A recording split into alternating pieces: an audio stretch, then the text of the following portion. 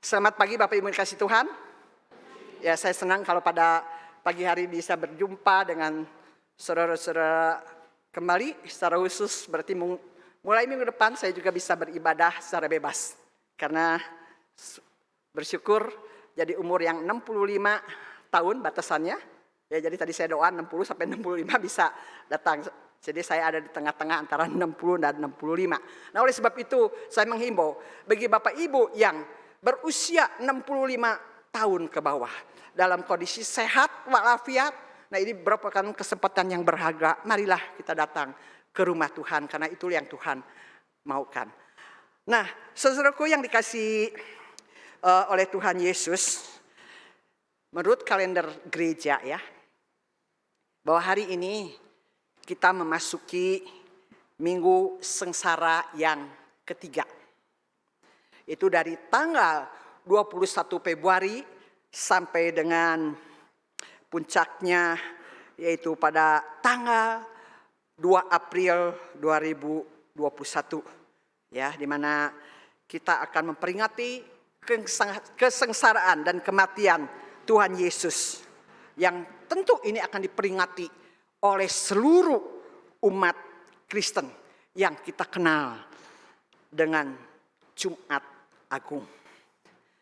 Nah, saudaraku yang kasih Tuhan, saya tidak tahu dalam minggu-minggu kesengsaraan, dalam prapaskah, apakah saudara sedang menghayati? Apakah saudara sedang merenungkan akan kasih pengorbanan Yesus di atas kayu salib? Tidak lain untuk menyelamatkan manusia dari belenggu dosa. Tidak lain untuk menyelamatkan manusia dari hamba dosa. Malah ada di antara saudara yang mungkin tidak ingat sama sekali. Oh, hari ini adalah prapaskah yang ketiga. Oh, hari ini adalah minggu kesengsaraan yang ketiga. Saudara, ada yang tidak ingat. Kenapa saudara? Sama sekali tidak ingat. Sama sekali kenapa tidak mengingatkannya? Padahal gereja terus menghimbau di dalam minggu kesengsaraan selama 7 minggu boleh dikatakan.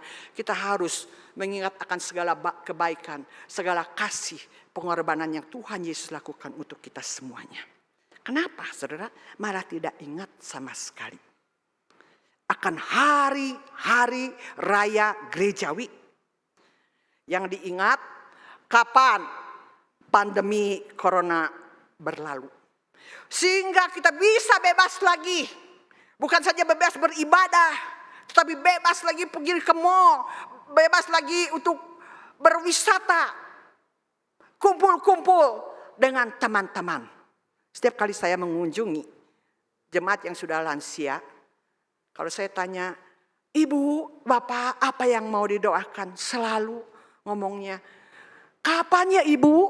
Corona ini berlalu. Karena saya rindu sekali untuk beribadah. Boleh enggak ya? Saya emang enggak apa-apa, di pojok aja duduknya. Sampai minta begitu. Saya katakan, kalau gereja punya saya, silakan saja. Tapi ini gereja bukan punya saya. Dan kita harus juga mengikuti akan protokol kesehatan yang diberikan oleh pemerintah. Lalu saya juga mengatakan, saya juga tidak ke gereja, tidak beribadah.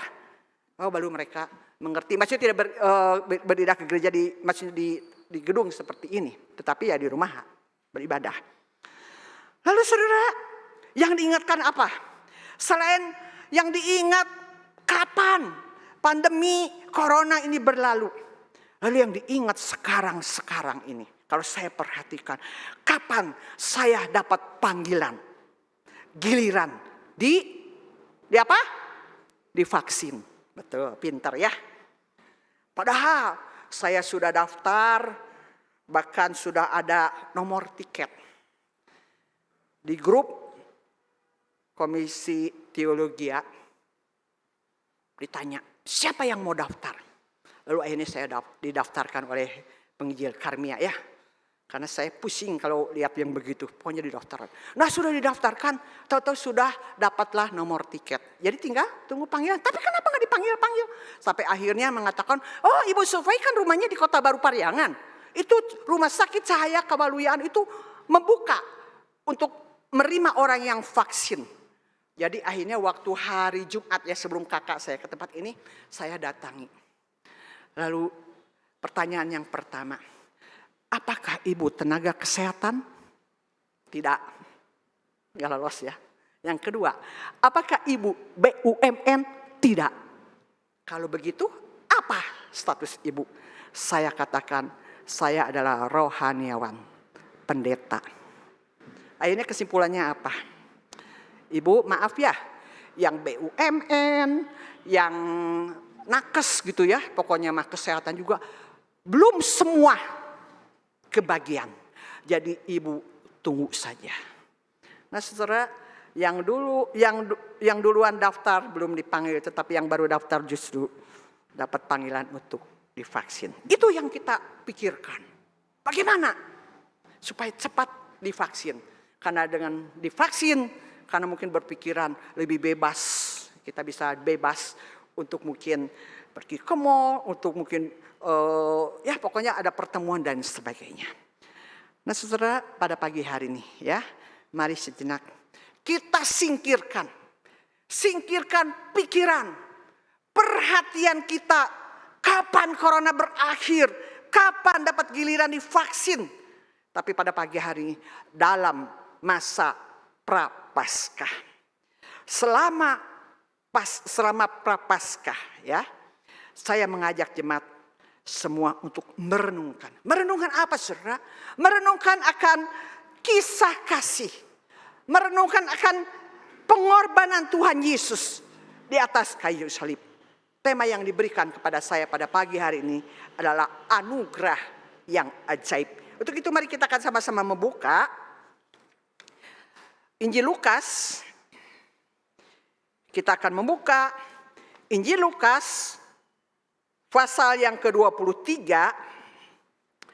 ayat 33 sampai dengan 43. Lukas pasal 23 ayat 33 sampai dengan 43 yang berbunyi demikian. Yesus disalibkan. Ketika mereka sampai di tempat yang bernama Tengkorak, mereka menyalibkan Yesus di situ dan juga kedua orang penjahat itu, yang seorang di sebelah kanannya dan yang lain di sebelah kirinya. Yesus berkata, "Ya Bapa, ampunilah mereka sebab mereka tidak tahu apa yang mereka perbuat." Dan mereka membuang undi untuk membagi pakaiannya. Orang banyak berdiri di situ dan melihat semuanya. Pemimpin-pemimpin mengejek dia, katanya, orang lain ia selamatkan. Biarkanlah sekarang ia menyelamatkan dirinya sendiri, jika ia adalah Mesias, orang yang dipilih Allah. Juga prajurit-prajurit mengolok-olok dia. Mereka mengunjukkan anggur asam kepadanya dan berkata, "Jika engkau adalah raja orang Yahudi, selamatkanlah dirimu." Ada juga tulisan di atasnya kepalanya, "Inilah raja orang Yahudi." Seorang dari penjahat yang digantung itu menghujat dia, katanya, "Bukankah engkau adalah Kristus? Selamatkanlah dirimu dan kami." Tetapi yang seorang menegur dia, katanya, "Tidakkah engkau takut juga tidak kepada Allah, sedang engkau menerima hukuman yang sama? Kita memang selayaknya dihukum, sebab kita menerima balasan yang setimpal dengan perbuatan kita." Tetapi orang itu, maksudnya Yesus, tidak berbuat sesuatu yang salah. Lalu ia berkata, "Yesus, ingatlah akan aku apabila engkau datang sebagai raja." Kata Yesus kepadanya, "Aku berkata kepadamu, sesungguhnya hari ini juga engkau akan ada bersama-sama dengan aku di dalam Firdaus." Saudaraku yang dikasihi oleh Tuhan, bagian firman Tuhan yang baru saja kita baca memberitahukan bahwa detik-detik kematian Tuhan Yesus terus berjalan. makin dekat waktunya. Pada saat yang paling boleh dikatakan menyengsarakan dalam dirinya dan dalam kesakitan yang Tuhan derita, ia masih memohon pengampunan dari Bapaknya atas orang-orang yang telah ambil bagian dalam penderitaannya. Maka di ayat yang ke-35, ayat 34 di sini katakan, "Ya Bapa, ampunilah mereka sebab mereka tidak tahu apa yang mereka perbuat." Nah, saudara, ini merupakan ucapan Yesus yang pertama di atas kayu salib. Siapakah mereka? Ampunilah mereka. Siapakah mereka? Saudara, mereka di sini adalah tentu kalau kita melihat ayat-ayat sebelumnya atau pasal sebelumnya, yang dimaksud di sini adalah Pilatus, Herodes, ada pemimpin-pemimpin Yahudi. Mereka mengolok-olok Yesus karena hanya bisa menyelamatkan orang lain. Yesus, engkau hanya bisa menyelamatkan orang lain, tetapi tidak dapat menyelamatkan diri sendiri. Itu di ayat 35. Bahkan saudara, ada juga para prajurit yang mengolok-olok Yesus sebagai raja orang Yahudi yang tidak bisa menyelamatkan diri dari tangan musuh. Dan kalau saudara nanti di rumah membaca Matius pasal 27 ayat 44. Di sana dikatakan bahwa kedua perampok yang disalibkan bersama Yesus di sebelah kanan dan di sebelah kiri, mereka juga mengejek Yesus, mengolok-olok Yesus, menghujat Yesus. Padahal saudara, sebentar lagi mereka akan menerima hukuman yang setimpal. Sebentar lagi mereka akan mengakhiri hidupnya. Tetapi saudara, mereka menghujat, mengejek Tuhan Yesus. Tapi kalau kita melihat di dalam Injil Lukas pasal 24 ayat 40 yang baru saja kita baca, di sana dicatat bahwa yang mengejek itu tinggal satu orang. Ya, kalau di dalam Matius 27 44 ada 2 orang. Tapi kalau di dalam Lukas pasal 23 ayat 40 di sana bahwa yang mengejek tinggal satu orang. Dan perampok atau penjahat yang satu itu bertobat. Dia tidak lagi mengejek Yesus. Karena apa? Karena mata rohaninya. Ya, mata rohaninya melihat tidak ada kesalahan yang bisa dituduhkan pada Yesus. Sementara ia dan temannya layak dihukum. Itu bisa saudara baca di ayat 40 sampai dengan 41. Nah, saudara, kita dapat melihat bahwa ada satu perubahan yang drastis, bahwa ada satu perubahan yang terjadi kepada perampok yang satu. Saudara, ada perubahan drastis yang terjadi di dalam kehidupan rohaninya. Nah, yang menjadi pertanyaan, mengapa penjahat itu bisa berkata, mengapa penjahat yang satu itu bisa menegur kepada penjahat yang lainnya, tidakkah engkau takut juga tidak kepada Allah, sedang engkau menerima hukuman yang sama? Kita memang sampai menyadari, saya dan engkau saudara, memang selayaknya dihukum. Sebab kita menerima balasan yang setimpal dengan perbuatan kita.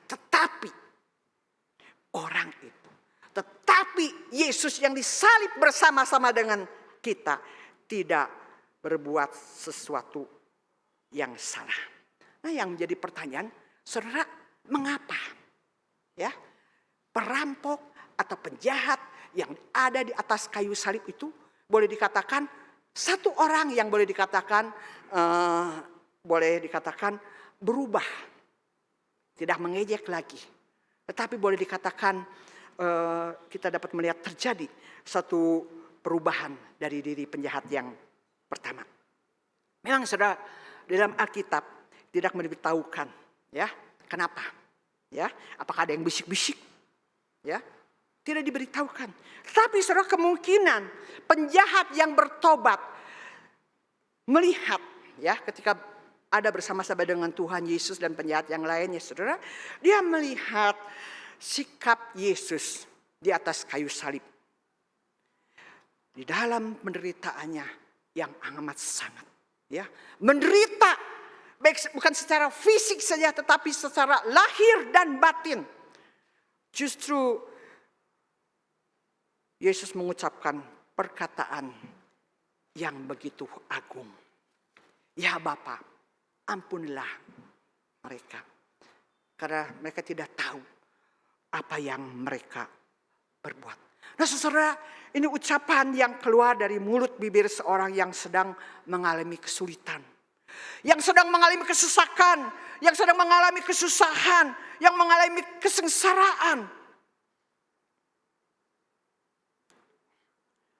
Di sini kita dapat melihat kualitas dirinya yang sesungguhnya. Saudara, ucapan ini menunjukkan keagungan. Keagungan jiwanya dari mulutnya.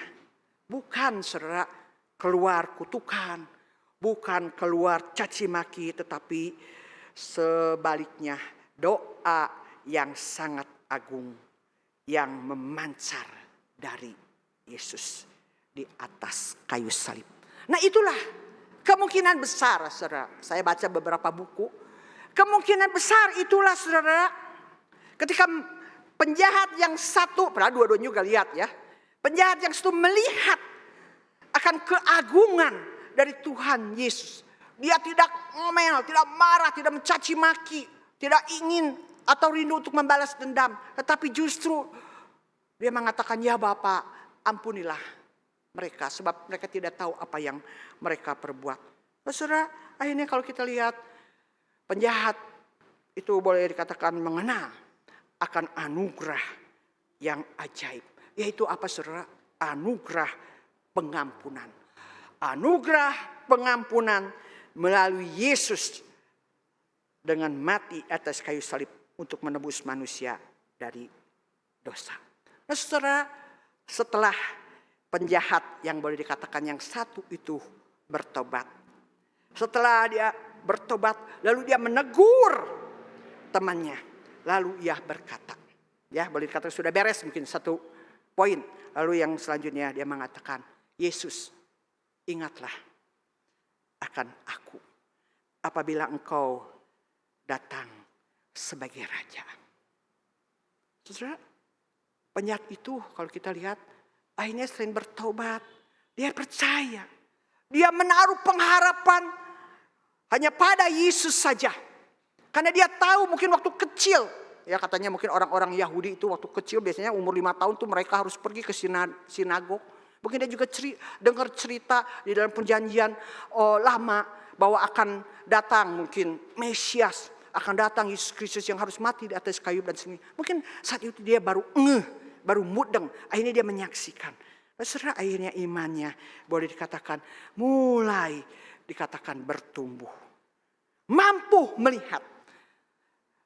Dan dia tahu bahwa pengharapan satu-satunya hanya Yesus sendiri. Dia tahu bahwa Yesus bahwa satu kali juga akan datang sebagai raja. Oleh sebab itu dia mengatakan, Yesus, ingatlah akan aku apabila engkau datang sebagai raja. Oleh sebab itu saudara, ia hanya minta satu permintaan agar Tuhan mengingatnya. Mengingat sebagai apa? Mengingat dia bukan kayak dia adalah seorang penjahat. Tapi saat ini boleh dikatakan dia sudah mulai bertobat. Jadi hanya itu saja yang Yesus minta. Tidak lebih dari itu. Karena ia tidak berani sama sekali untuk minta-minta yang lain. Bukan berarti saudara, ia tidak ingin diselamatkan. Tetapi saudara, ia menyadari bahwa ia tidak layak untuk memintanya. Nah kalau gitu apa artinya permintaan itu?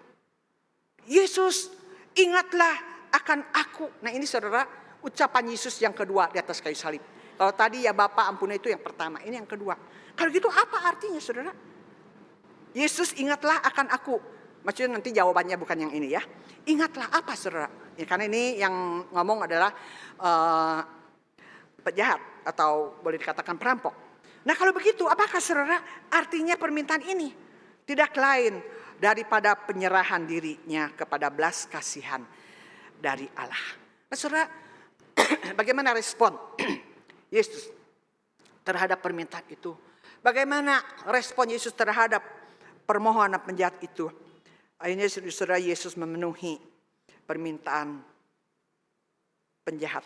Ya, ini yang kedua. Maka dikatakan di ayat yang ke-43, aku berkata kepadamu, sesungguhnya hari ini juga engkau akan bersama-sama dengan aku di Firdaus. Saudara, betapa agungnya ucapan yang disampaikan pada penjahat. Betapa agungnya ucapan yang disampaikan kepada, boleh dikatakan perampok atau kepada penyamun. Lalu Yesus saudara memberikan kepada penjahat itu, kalau kita lihat jauh melampaui apa yang dimintanya. Ia hanya minta diingat saja saudara, udah cukup. Ya bukankah kita juga kadang-kadang begitu ya. Pokoknya mah udahlah, saya gak minta apa-apa, kamu ingat saja sama saya. Biasanya seorang istri ngomong pada suaminya, kamu ingat saja pada saya bahwa saya ini kalau bisa menyediakan segalanya, yaitu karena misalnya saya mengasihi. Ingat aja itu saja. Nah saudara, begitu juga si penjahat itu. Dia hanya mengatakan, ingat saja kepada saya. Akan mungkin segala perbuatannya yang boleh dikatakan amat sangat bobrok. Tapi kalau kita lihat, Yesus memberikan melampaui apa yang dia minta. Apa yang Yesus katakan? Sebagai respon permintaan si penjahat itu, Yesus berkata bahwa hari ini juga engkau akan ada bersama-sama dengan aku di dalam Firdaus.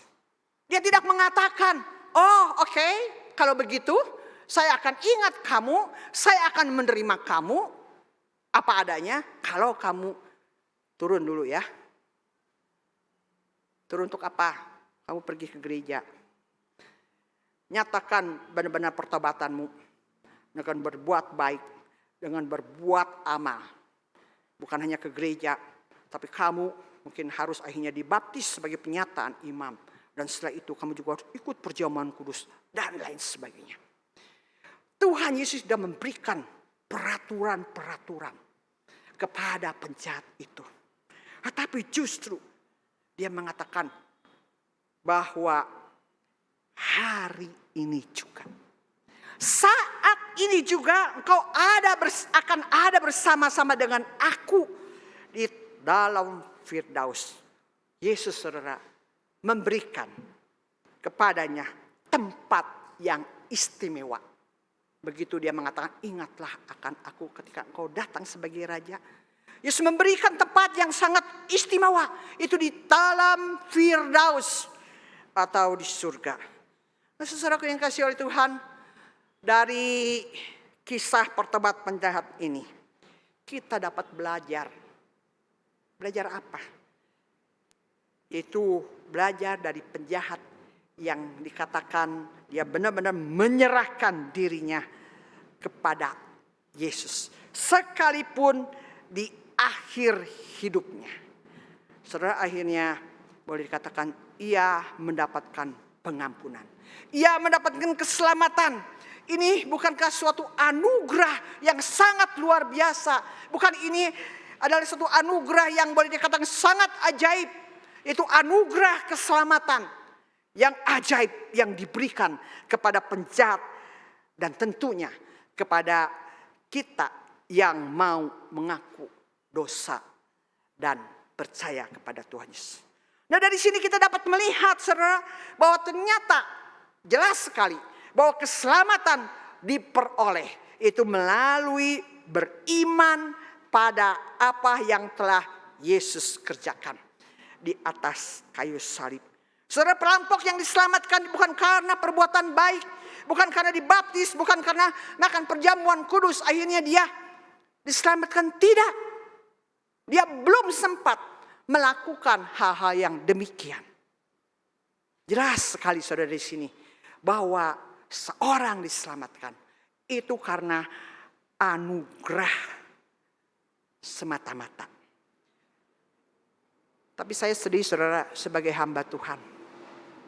Kadang-kadang saya bertanya, kurang apa di gereja Hosana tentang doktrin keselamatan atau keselamatan itu digaungkan.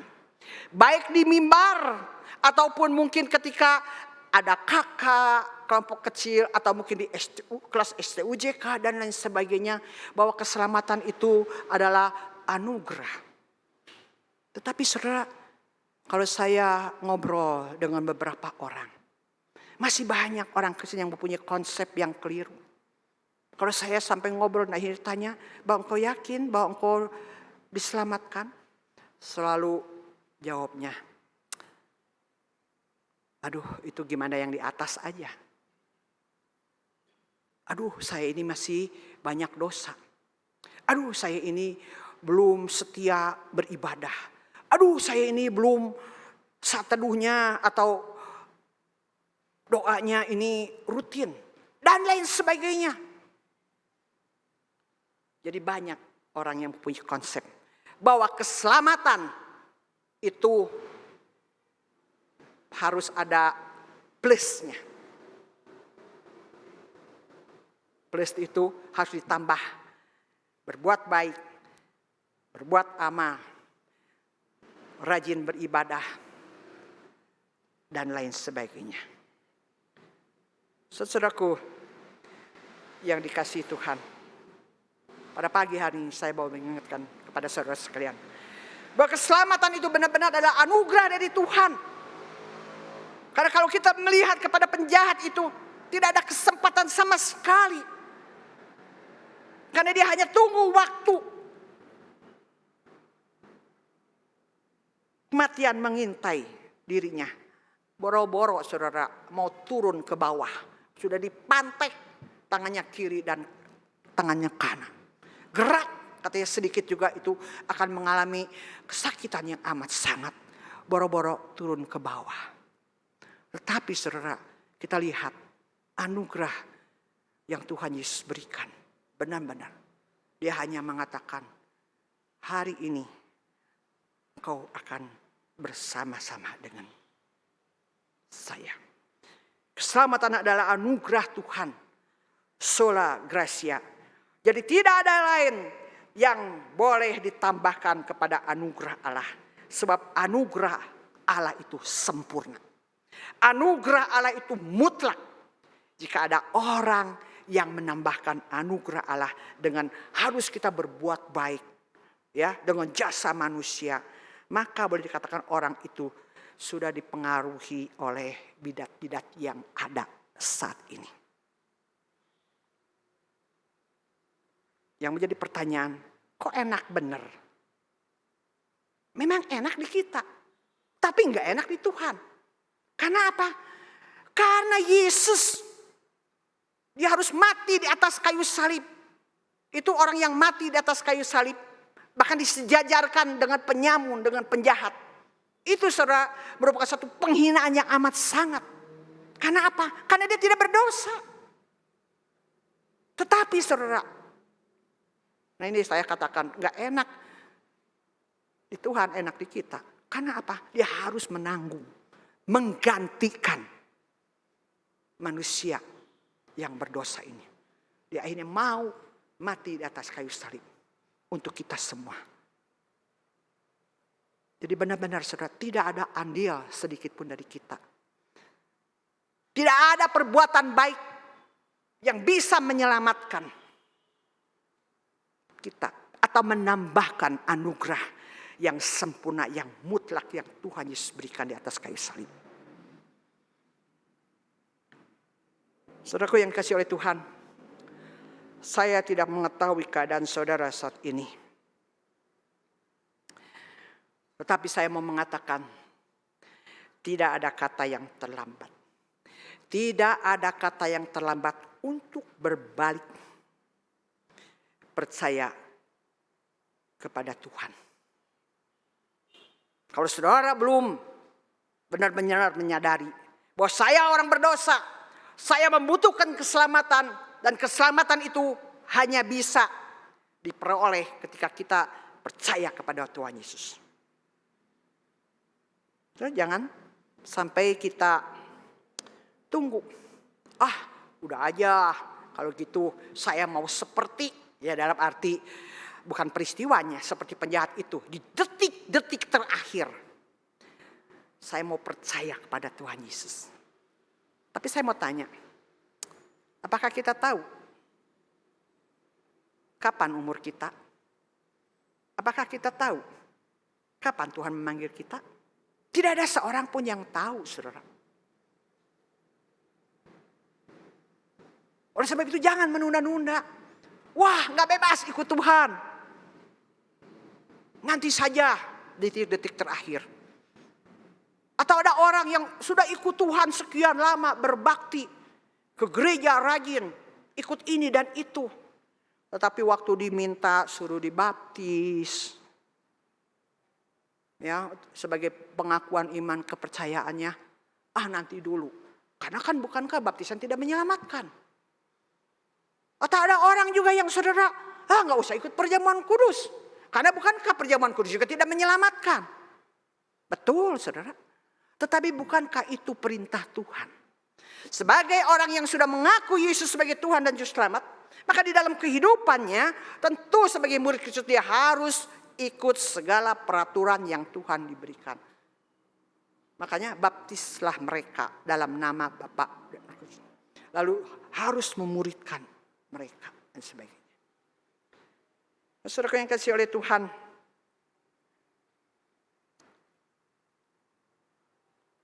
Ia berfirman kepada kita pada pagi hari ini. Sesungguhnya hari ini juga engkau akan bersama-sama dengan aku di Firdaus. Ini adalah suatu kabar yang sangat baik dibandingkan kita mendapat giliran divaksin. Ya, bukan karena saya tidak panggil-panggil ini saya marah, tidak. Tetapi saudara, ketika Tuhan mengatakan bahwa hari ini engkau akan bersama-sama dengan aku. Ketika kita mengaku diri, mau terima Yesus Kristus sebagai Juru Selamat, Tuhan sudah memberikan jaminan bahwa hari ini, tidak besok, tidak lusa dan sebagainya. Tetapi hari ini kau sudah mempunyai jaminan. Nah, saudara, ini kabar baik dari Allah yang penuh anugerah, yang mau mengampuni, yang mau memberi hidup baru, yaitu melalui anaknya. Asal kita mau percaya kepada Tuhan. Nah, biarlah di dalam masa Prapaskah ini, di dalam minggu-minggu kesengsaraan, mari saudara, hati kita, pikiran kita, bukan hanya fokus kepada situasi pandemi. Ya, maksudnya bukan tidak boleh memikirkan, tapi fokus kita tersita. Tapi mari kita sama-sama. Malah ada gereja tertentu saudara melakukan puasa selama 40 hari. Kita tidak ada ya, belum dihimbau ya. Karena kita kadang-kadang harus dihimbau baru jalan. Saudara, seharusnya kita juga puasa. Tidak lain saudara, bukan untuk memperoleh keselamatan, tidak. Tapi ambil puasa itu kita merenungkan akan segala kasih pengorbanan Tuhan Yesus di atas kayu salib. Nah, biarlah mari kita meneladani penjahat. Tidak ada dosa yang mungkin saudara mengatakan, dosa saya begitu banyak, dosa saya itu begitu besar. Tapi kalau kita mau dengan kerendahan hati datang kepada Tuhan, Dia mau mengampuni. Bahkan Dia menerima kita apa adanya untuk masuk ke dalam kerajaan surga, yaitu Firdaus. Amin. Mari kita berdoa. Biarlah apa yang kita sudah dengar Biar kita boleh mengintrospeksi diri kita masing-masing. Saya tidak tahu berapa lama saudara sudah menjadi anak Tuhan. Berapa lama mungkin saudara sudah beribadah kepada Tuhan. Tetapi itu bukan menjadi jaminan kalau saudara-saudara tidak menyadari akan keberdosaan. Firman Tuhan mengatakan tidak ada manusia satupun yang benar di hadapan Tuhan. Tetapi semua berdosa. Bahkan upah dosa adalah maut, api neraka. Tetapi kita mau bersyukur kepada Tuhan. Karena kasih-Nya yang begitu besar. Dia mau datang ke dalam dunia ini. Dia mau menjumpai kita yang tidak berdaya. Yang penuh dengan kenyajisan. Yang penuh dengan dosa. Tapi Dia mau datang untuk membereskan segala dosa yang Dia lakukan, yaitu di atas kayu salib. Dia sudah lakukan pada penjahat, pada perampok yang mengejek, yang mengolok, bahkan menghujat Yesus. Tetapi ucapan yang indah di atas kayu salib, ya Bapa, ampunilah mereka, karena mereka tidak tahu apa yang mereka perbuat. Bahkan ketika mengaku dosa di hadapan Tuhan, mengatakan ingatlah aku. Tuhan tidak hanya sekedar mengingat, tapi Dia memberikan kepada kita tempat yang istimewa, yaitu surga. Sebab itu janganlah saudara menunda-nunda hati saudara, mengeraskan hati saudara. Tapi ambillah satu keputusan. Bertobat. Mengaku segala dosa.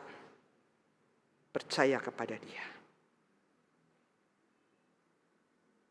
Tuhan, Kau yang mengetahui keadaan kami masing-masing. Baik yang ada di gereja, di rumah mereka masing-masing. Saat ini mereka sedang berdoa. Biar akhirnya Tuhan yang akan mendengar seluruh doa permohonan pengakuan dosa mereka. Berikanlah kepada mereka juga iman untuk percaya kepada Tuhan Yesus sebagai satu-satunya juru selamat. Dengar doa kami yang kami pohonkan hanya di dalam nama, yaitu Tuhan Yesus Kristus yang menjadi Tuhan dan Juru Selamat. Kami sudah berdoa. Amin.